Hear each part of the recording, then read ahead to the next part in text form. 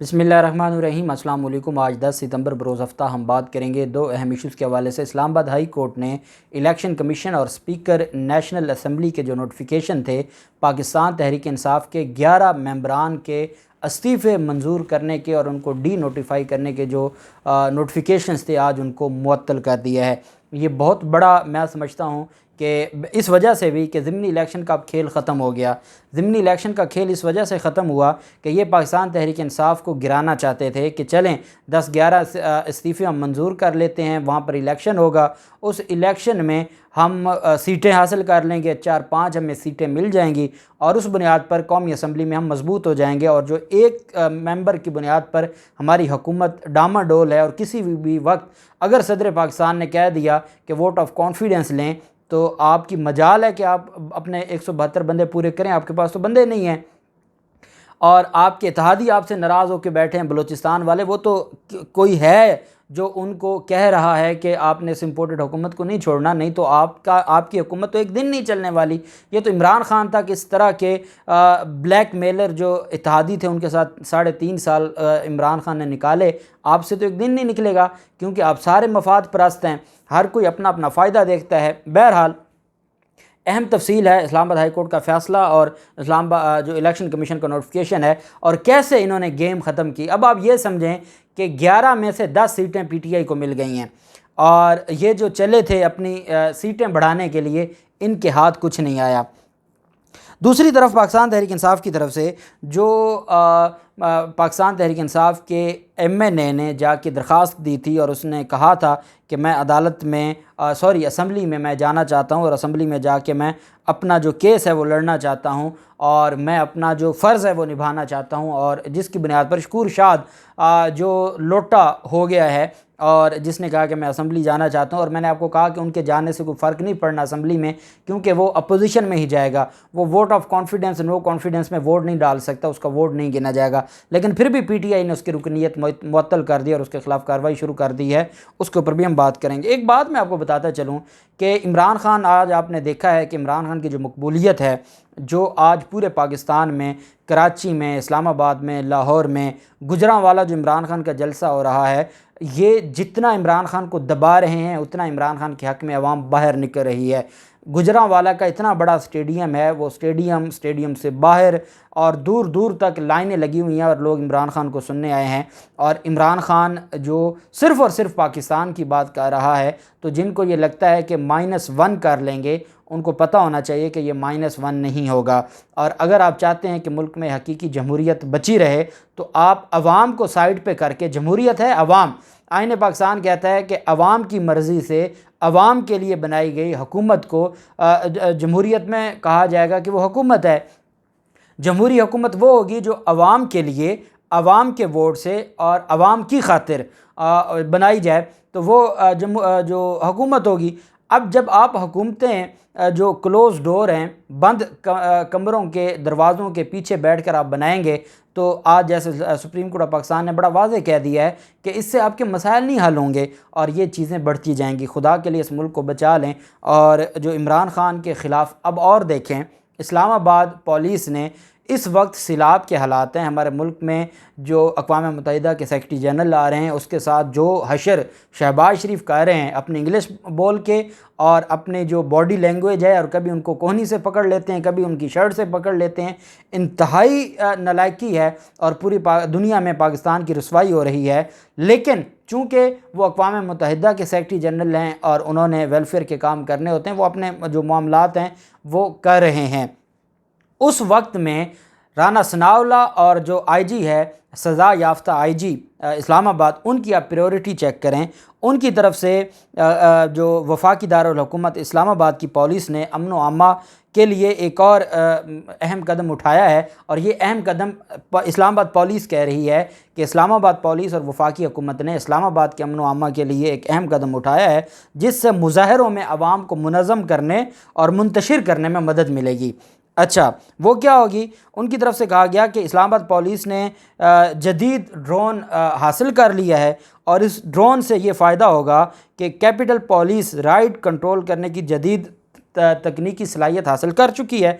अब से मुस्तकबिल में अवामी इज्तमात को महदूद करने और मुनज़्ज़म करने के लिए गैर मुहलिक शेल फेंकने के लिए ड्रोन की टेक्नोलॉजी हासिल कर ली है इस्लामाबाद पुलिस और वफाकी हुकूमत ने। अब आप बताएं कि मेरे ख्याल में तो जितनी लानतें भेजें वो कम होंगी कि मुल्क के ये हालात हैं कि लोग गुर्बत से, बेबसी से, सिलाब में लोग भूख से मर रहे हैं। और इन ज़ालमों की आप प्रायोरिटी देखें, इनको पता है कि इमरान खान ने इनको सुख का सांस नहीं लेने देना, और अब इमरान खान के मुजाहरों, और तो किसी की ज़रूरत नहीं है मुजाहरे करने की, कौन सी जमात है जो धरना देगी या मुजाहरे करेगी, खौफ तो इनको पीटीआई से है। उसके लिए इन्होंने, और ये इतने फ़ख्र से इस्लामाबाद पुलिस ट्वीट करती है और एक प्रेस रिलीज़ जारी करती है कि पाकिस्तान की तारीख़ में हमने बहुत बड़ा तीर मार लिया है, हमने और वफाकी हुकूमत ने मिलकर वो जदीद टेक्नोलॉजी से लैस ड्रोन ख़रीद लिए हैं। जब मैंने ख़बर पढ़ी मैं तो खुश हो गया कि पाकिस्तान ने ड्रोन टेक्नोलॉजी हासिल कर ली है। आगे जब मैंने पढ़ा कि शेल फेंकने के लिए ड्रोन टेक्नोलॉजी आई है, और वो भी एहतजाज और मुजाहरों को ख़त्म करने के लिए या डिस्पर्स करने के लिए, तो उसके बाद फिर जो आया, फिर मैंने बोला अब ये चीज़ें हैं और ये हमारे मुल्क का निज़ाम है, और अल्लाह पाक हमारे मुल्क को इन ज़ालमों से बचा ले। दिन ब दिन ये हमारे मुल्क को तबाही की तरफ लेके जा रहे हैं। दूसरी तरफ शकूर शाद की तरफ से दरख्वास्त दायर की गई थी इस्लामाबाद हाई कोर्ट में, और कहा गया था जी कि मेरा इस्तीफ़ा जो मंजूर हुआ है मैं वापस लेता हूँ। पाकिस्तान तहरीक इंसाफ के तमाम अरकान को इन्होंने बार बार बुलाया था। पाकिस्तान तहरीक, मैंने कहा था कि ये वाहिद इमरान खान लीडर है जो जिसके 155 में से सिर्फ 19 लोगों को ये तोड़ सके हैं, उसके अलावा ये किसी को नहीं तोड़ सके थे।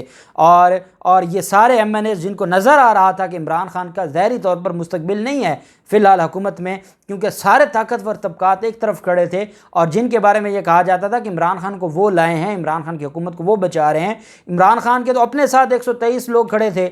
अब जब 123 लोगों ने इस्तीफ़े दे दिए तो स्पीकर ने कहा, और इमरान खान की पार्टी ने कहा कि हमारे इस्तीफ़े तो डिप्टी स्पीकर मंजूर कर गया है।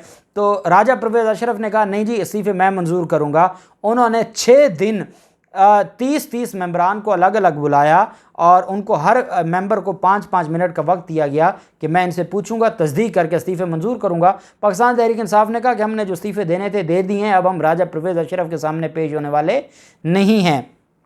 उसके बाद इन्होंने क्या किया कि 123 में से सिर्फ 11 इस्तीफ़े इन्होंने मंजूर कर लिए। अब वो जो 111 थे, जो 11 थे, वो 11 भी कोई पेश नहीं हुए थे, उन्होंने भी वैसे ही इस्तीफ़ा दिया था। अच्छा, कोई अलग से भी इस्तीफ़ा नहीं दिया था, वही जो इज्तिमाई इस्तीफ़े थे उनमें से 11 को उठाया। इन्होंने अपने हल्के देखे जी, फैसलाबाद राना सनाउल्लाह आबिद, शेर अली, तलाल चौधरी, जो अपनी गली में निकले तो लोग अंडे मारेंगे, और कहा जी कि हम बड़े मजबूत हैं, लियारी में हम बड़े मजबूत हैं, ननकाना साहब में हम मजबूत हैं, सारे MP हमारे हैं, शेखुपुरा में हम मजबूत हैं। करते करते इन्होंने 11 इस्तीफ़े मंजूर किए और कहा कि 4-5 सीटें हमें मिल जाएंगी ज़िमनी इलेक्शन में। इधर इस्तीफ़े मंजूर होते हैं, और आप इलेक्शन कमीशन की बदनीयती देखें कि इलेक्शन कमीशन का जो नोटिफिकेशन जारी होता है, इलेक्शन कमीशन को ये 28 जुलाई को नेशनल असम्बली की तरफ से ये मंजूर किया जाता है, और 29 जुलाई को इनकी तरफ से डी नोटिफाई करने का नोटिफिकेशन भी जारी हो जाता है।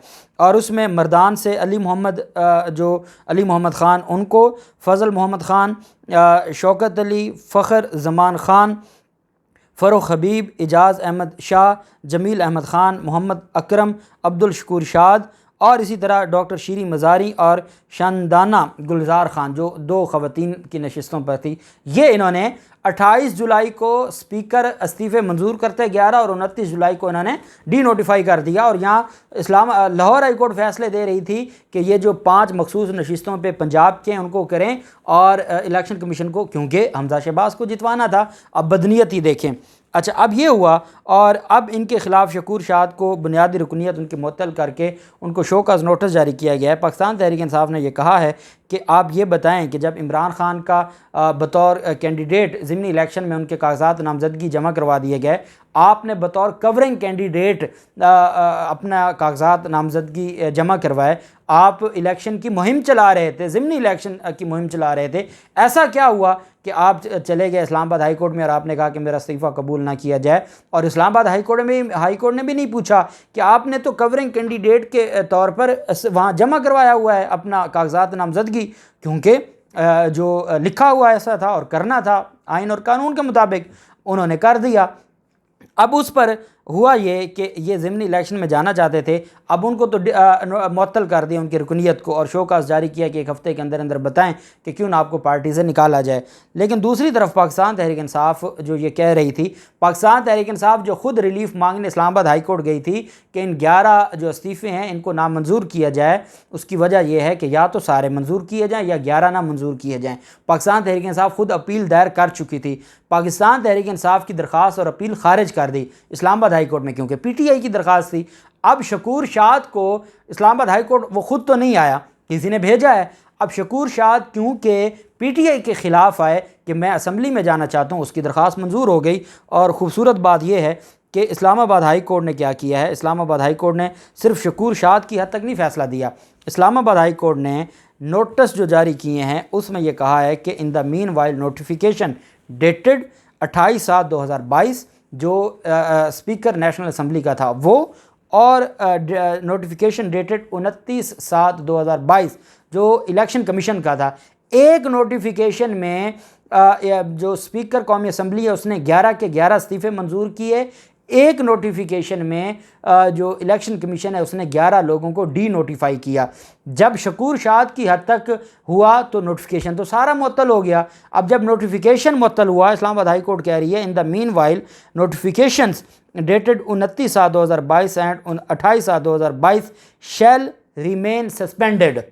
जब वो सस्पेंडेड होंगे तो 11 के 11 जो इस्तीफ़े थे वो सस्पेंड हो गए, वो मुअत्तल हो गए और वो सारे के सारे बहाल हो गए।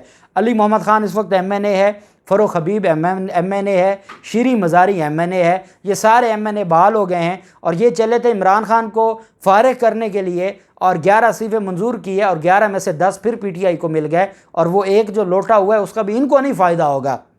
वो इन्होंने सिर्फ ज़िमनी इलेक्शन में तारीख़ी ज़िल्लत से बचना था, बाकी इसके अलावा और कुछ नहीं था। और ये इस तरह मज़ीद ज़लील होंगे और अल्लाह की तरफ से जो PTI ख़ुद चाहती थी वो मुखालफों ने ख़ुद करवा दिया और मुखालफों ने वो दरख्वास्त मंजूर करवा के ये मुअत्तल करवा दी और इतना दिलचस्प मामला हो गया। अब देखते हैं PTI की आगे जो हिकमत अमली है वो क्या हो सकती है। जो भी तफसीलात होंगी आपके साथ शेयर करते रहेंगे। अल्लाह पाक पाकिस्तान कामयाब नासिर हो। बहुत शुक्रिया। अल्लाह हाफ़िज़। पाकिस्तान जिंदाबाद।